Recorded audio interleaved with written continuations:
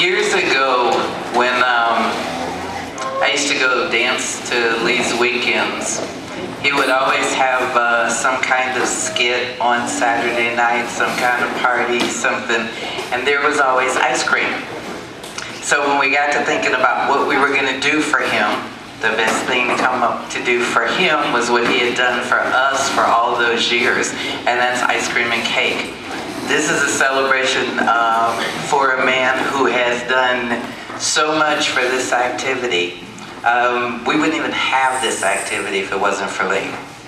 If you noticed in absolutely.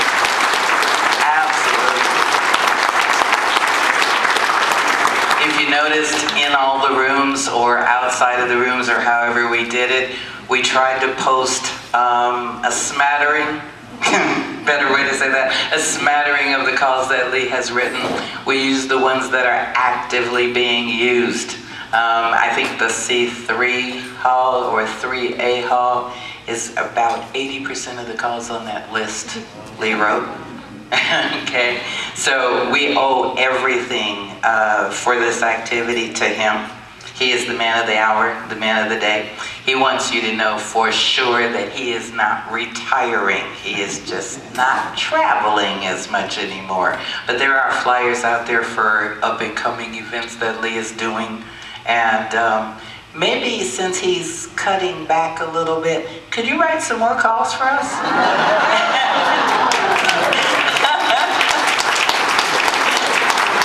It's our way of saying we love you, Lee. I'm sure there are people who might want to say something about the man of the hour. I turn the mic over to anyone who's next. Dave, you had something to say. Dave. Well, as most of you know, we wrote this little book about Lee. The way it came about, last August I returned from a dance with Lee and Steve, and I was so impressed that I just called Lee and I said, Lee, you've just got to write a book about yourself and Lilith and the Kopman family. And in his normal way, he just said, well, Dave, you do it. And if you read the book, in there it says, I've just been snookered by another Kopman. Some of you know that story, and it's in the book. But have you ever wondered why Sandra Bryant sings a little ditty before she starts calling, or she starts talking before she starts calling? It's in the book. And by the way, do you know who that woman is, that obnoxious, loud woman who's out on the floor hollering at Lee all the time? It's in the book. Does anybody have any idea what St. Peter said about Lee? Oh, yeah. It's in the book. And you've got to talk to him personally about his Kansas City story and who he had to ride with and in what he had to ride on the way to the dance. He would love to tell you that story. And the Kopmans and their pen fetish. Have you ever heard about that? It's in the book. So anyway, we have the books for sale. If you hadn't noticed, we're not very good at advertising. If those three over there would stand up just a moment, please, in the white shirts, they'd be glad to sell you a book.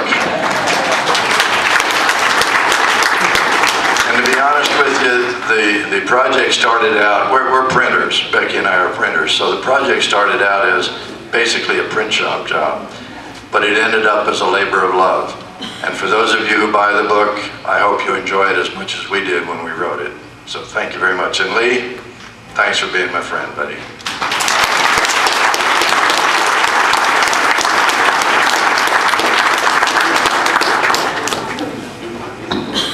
I got a bad throat, but you're going to have to deal with it. You know, this whole thing started in 1967, very informally. And it started as an after party at the National Square Dance Convention, which was being held in Philadelphia. And we would start dancing advanced level. There was only one level at that time. And the callers were Ed Foote, Jack Lazary, it was Al Silver, Pete Heckman, and it was Deuce Williams and myself. And soon after, Ed Foote took over. Okay, I'll do my best. And then after a while, they moved to Valley Forge, Pennsylvania. And the first time it started, we had 25 squares. And it grew and it grew, and now here we are. And the girls that took over, Debbie, Pam, and Sandy, here. Now she's calling, but she's part of the administration. She chooses a location. And you see... I don't know, that's not a good thing. Well, and Debbie and Pam are, you know, behind the desk most of the time. By the way, if Debbie and Pam are not behind the desk, and they happen to get into your square, and they offer you assistance, take it. Because they're premier C4 dancers.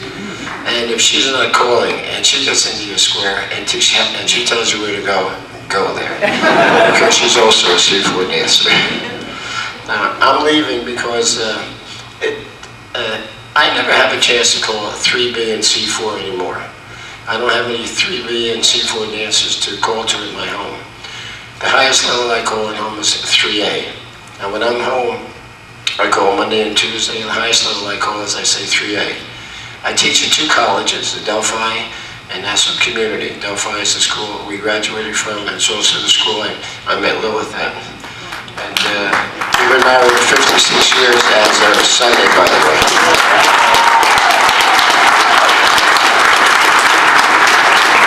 The important thing is my calling career is not over. Like they had said before, I'm going to continue to call. So if you're looking for a caller to fill a slot, I'm available. Not too far away, though. Maybe the next town.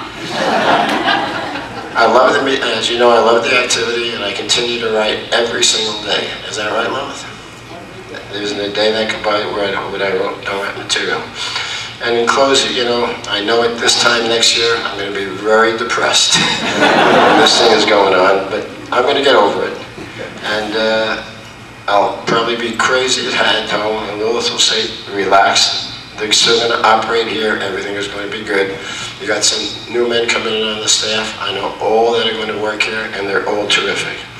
By the way, the men that work here are outstanding. I know every one of them for years. And one of the best things about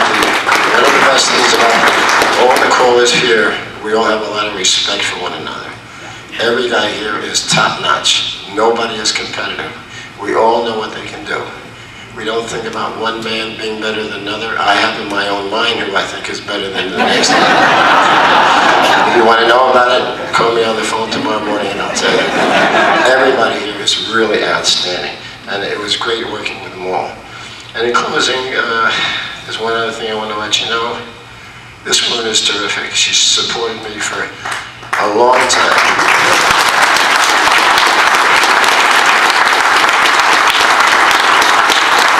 She knows how I feel about it. I've been out of town 46 weekends a year, most of my career. She took care of everything at home. She brought up the kids, and we hardly ever go out for dinner, not because we can't afford it, but she just likes to cook, and she's terrific. So I thank you for all your support, coming to the weekends and whatever. It's been great fun, and I hope I can continue to service you at some of the weekends I go to. So thank you very much.